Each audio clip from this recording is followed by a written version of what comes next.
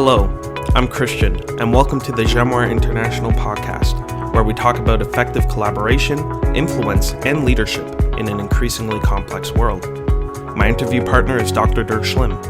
Dirk is an international leadership expert and the author of Influencing Powerful People. The purpose of this podcast is to share ideas and stimulate discussion, and it does not constitute professional advice of any kind. If such advice is needed, the services of a competent professional should be sought. The speakers, host, and Jenoir International Incorporated are not to be held responsible for any use, misuse, or reuse of the content. Enjoy the show.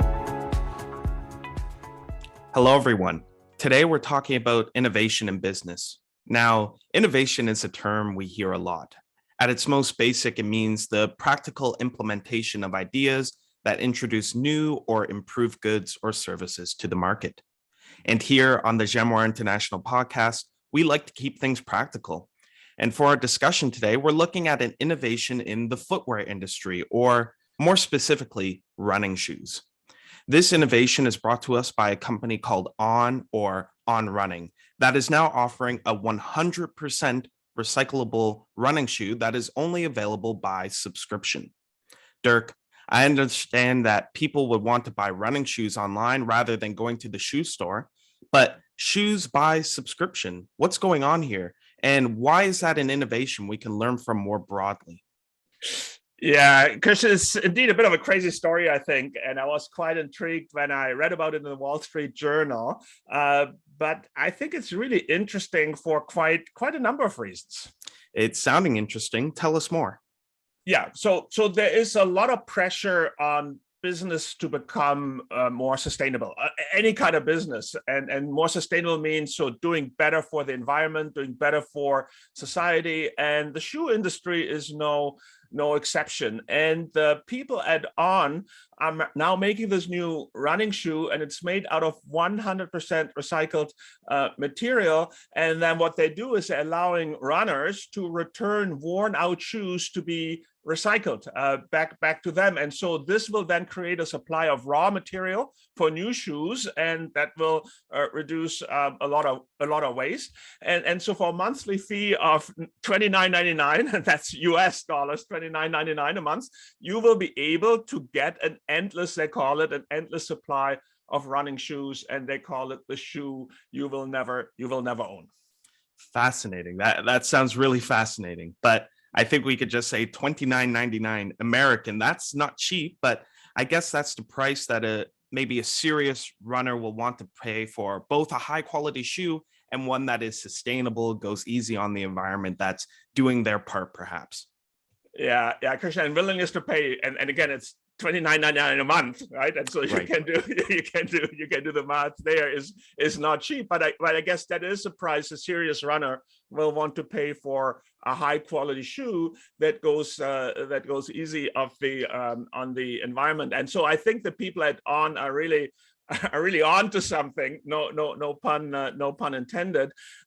But shoes that include some recycled material are actually nothing new. But what they're doing here is they're taking the entire shoe, and typically in recycling, you get a higher value product that then gets recycled into a lower value product. But what's so interesting here is that they're taking the old shoe and making a new shoe out of entirely shoe recycling raw material. And that's really appealing to a lot of people because it really shows a circular economy. So that's why this is a special form, if you will, of recycling that they have come up with. Thanks, Dirk. Now, just honing in on that last bit, I took grade 12 economics, so I remember the term circular economy, but could you really unpack what that means for us right now? Yeah, that means an economy that is different from what you would call the traditional linear economy. And in a linear economy, you have a goods move in a straight line from resource extraction to waste disposal. So worn out shoes would eventually end up in the landfill. And in the circular economy, waste is looked at a resource. So they are using what otherwise would be waste for new products. And if it's the the same product, then it truly is a circular economy. They would call it a closed loop. And so again, in a closed loop is a much more valuable form of recycling, because again, the old shoes are made into new shoes. And remember, those are high performance. You and I would think expensive shoes, they're high value. We're not talking about flip-flops here. All right, so we got high value shoes, high performance shoes, and this is all good for the environment. I think the question we're left with, especially on this podcast, is that good for business though? Yeah, and I think it most definitely is, and because companies and in fact investors, they love what's called the recurring revenue stream versus a one-off payment for a specific product or service, like buying a shoe in a shoe store. Right, Dirk. I think we see where you're going, but why don't you continue that thought a bit? Yeah. So the main thing is that in a recurring revenue business model, you can focus your sales effort on winning new customers. And so most basic example is buying insurance. Most people will buy home insurance, car insurance, health insurance, and then they will renew annually. And all that the insurance broker has to do is make sure they renew every year. And the rest of the time, the insurance broker can focus on finding new customers. Of course, there will be other providers who will tempt you to switch, but most often they won't. Just think about your subscription to maybe of Microsoft Office or Spotify or Netflix. And how often do you really check this? And the chances are you really don't. Dirk, that makes a lot of sense. And I will confess, recently I had to cancel a few subscriptions that I noticed that I just had running and I didn't realize, but something like Spotify or Netflix, or perhaps even shoes, as we'll talk about, that might be a high value subscription. So let's talk about this model a bit more. Why is this a good model for shoes? Yeah, so first of all, we're obviously talking about high-end performance shoes here. I mean, people who would buy again, $30 US month shoe subscription, they're serious about the sport of running, and they have some serious purchasing power. And there is a lot of competition from other high-end shoe companies that would love that companies. High-end shoes are a very profitable business. Typically, premium high-end always has a higher profit margin associated with it. And so instead, instead of having these people buy new shoes, I allow them to send me back their old shoes, and then they automatically get a new one. And so they won't be tempted to browse at a shoe store or online when it's time to buy no shoes. And so the customer, as the business saying goes, becomes stickier. And all of this makes your business more predictable. So if you sell a product, you're in a traditional sales business, and so then every quarter you start at zero and you have to bring in those quarterly sales. But if you sell that same product as a service with a subscription, you will always have some subscription active at the beginning of the quarter or at the beginning of the year. And so you don't start at zero. Now you will have some churn. So that's a term for I'm losing some subscriber like you, or who checked up on, hey, what have I going on? So I will lose those customers who cancel the subscription, but I will always have a base from which to plan and forecast. And investors love a business that is predictable. Okay, Dirk, that makes a lot of sense. But I have one final question here. And I ask this, I recognize that you're not perhaps a runner or a shoe guy, but you know the business a little bit. So the reality, and again, keeping it practical on this podcast, isn't this all pretty difficult to organize? I mean, just thinking about it, you have to collect the shoes, and then the people would have to take them apart and recycle them. And you have to make then the new shoes from the recycled material, and so on and so on. Isn't this all a lot of extra effort, I'd imagine? And the question I'm left with, are the shoes really just as good as buying new ones, perhaps? Yeah, and Christian, that's an excellent point you're making, and there is a lot that goes into that, and so that's probably part of the reason why, at least initially, this subscription may be a bit more expensive. And they're also selling the idea, not just the recycled shoe, but the idea that the person is doing something good for the environment. But you're right, they need not just to be good at shoes, they also need to be good at logistics, like collecting the shoes and then sending them to the recycling place. And then also they really have redesigned their shoes. A performance running shoe is typically made of many different materials. And that kind of difference in materials is often a mix of killer, that mix is often a killer for good recycling, because you need to separate those various types of materials that in there. And obviously the people at On are experts, and they care about the stuff. And so they have found ways to reduce the material mix. They have found a way to design the shoe for performance and recyclability. And so you can really see how product innovation and then business model innovation, so a new type of shoe and a new way of selling and marketing that shoe, go hand in hand. And that's why I think this is such a fantastic case study for us.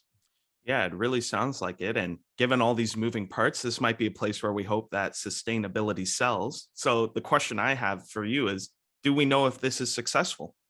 Yeah, so actually, I'm not sure. So the article I read about the Wall Street Journal sounded very, very positive, but it looks like they just started this, and the jury is still out. And I'm sure we'll find out soon. And I'm, happy to come back to the topic maybe a bit down the road here on the podcast. Okay, so when it comes to On Running, we'll have to put a pin in it for now. But thank you for that, Dirk. But as always, just thinking about it, on this show, we want to not only get practical, but we want to get practical for our listeners and ask the question, what can you or I, as regular business people, managers, or professionals, what can we, wherever we are, learn from this? What are the takeaways for us who are not in the high performance shoe business, but are interested in this model? Yeah, that's right, Christian. So I think there are actually three broader lessons here. All right, start us off. What's number one? Yeah. So no one is the first one is that the big concerns of our time have an impact on our business, even if it may not be obvious at first. So the same way the On shoe people ask, how do the big concerns about sustainability affect our business? We should ask the same question, right? What about sustainability, digitalization, geopolitical tensions and changes, or supply chain disruptions, working remotely? What bearing do these things have on our business, both on our product or service, but also how we work and so on. And so you may have to have a bit of a brainstorming session around this and see whether you can come up with some ideas. And remember, your competitors are probably asking themselves these same questions. Thanks, Dirk. And brainstorming, that's a great idea. So I recommend for people listening, we do have an episode on effective brainstorming, so check that out. But Dirk, what's the second one for this episode? Yeah, so the second one is that the running shoe subscription story is a story about the circular economy and sustainability as a key societal concern, and about recurring revenue as a very attractive business model. But it can be dangerous when you start with the business modality, so product sales for the subscription sales, and you put that modality at the center. Okay, Dirk, whenever you say words like dangerous, I think that's a call to unpack whatever you said. So what do you mean here? Yeah. So what I mean here is that at the center of the business must be the customer, not the business model, even if a certain business model becomes, let's say, fashionable. The question always has to be whether the business model serves the customer well. What is in it for them versus just serving the company well? So in truth, it must do both. So give you an example. A big car company, and I just saw another one did the same thing. They got into trouble recently when they wanted to offer heated seats or heated steering wheels or other aspects of the car as a service. So they wanted the customer to pay a subscription fee for that feature. And when I read about this, they actually had some good reason for this. So maybe somebody wants to upgrade to that feature later on. They don't want to buy it right away. But the customers, or just the broader market, really didn't like it. Many felt that if they have a car with a seat, that it's a heated seat, they should not have to pay extra to use the heater if it's in their car, and they didn't see the value to the locking software that kind of prevented access to that feature unless you pay more, and unless you pay more on a monthly basis. And so the supposedly innovative technology, so the ability to remotely turn on and off heated seats was seen by many as not adding value to customers, but as only adding value to the car company. And so while the on story is a story about innovation based on subscription, the car story, quite frankly, rightly or wrongly, became a story about customer revolt against a new subscription business. And so no matter what you do in business, never ever forget about the customer, and don't take them for granted. And on the contrary, start with the customer, look at things from their perspective first, and only then structure your business and business model to add value to them and to add value to you. And so what I'm saying is, look for the win-win that truly is a win-win. Dirk, that's helpful. And I can say that looking for the customer's needs is definitely a wise thing to do. I'm speaking as a customer, but Dirk, you mentioned a third point. Why don't we dive into that? Yeah, let me give the search one. And again, I'm going back to the on story here. And shoes as a subscription sounds like a great idea. When you see it and say, oh, I wish I had come up with that. And it's actually the type of idea that comes out of a brainstorming session.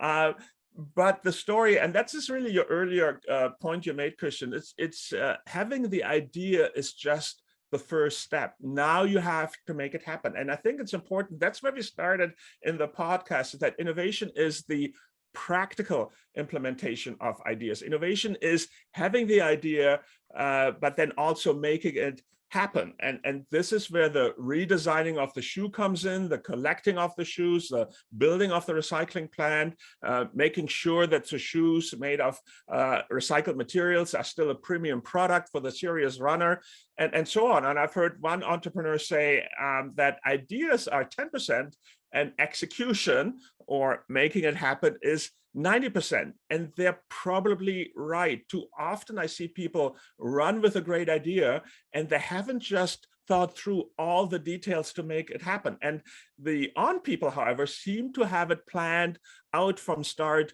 to finish. And so this is a fantastic story about taking something common, like making and selling shoes, and making it more relevant to our time. And it really reminds us of what the famous economist Josef Schumpeter said: to do the old in a new way. That's innovation. And I think, again, this is a great case study for it. Thank you, Dirk. And that's a wonderful way to end it here. We have three big ideas about innovation now. Firstly, understanding the signs of the time and how to do your business to fit in a changing world. Second, to make and keep the customer central. And third, figuring out all the details to make sure that something you plan actually happens. And these are all key elements of successful innovation. That's a lot to take in, I will admit, and a big reminder that a good idea alone might be a great start, but that's all it is. Innovation truly requires all three things that we spoke about. But anyway, that's all we have for now. Thank you so much, Dirk, for giving us your valuable insight. For those interested, I'll have relevant links to different articles in the details section down below. But most importantly, we hope you join us here again in 2 weeks on the Jenoir International Podcast. But until then, take care.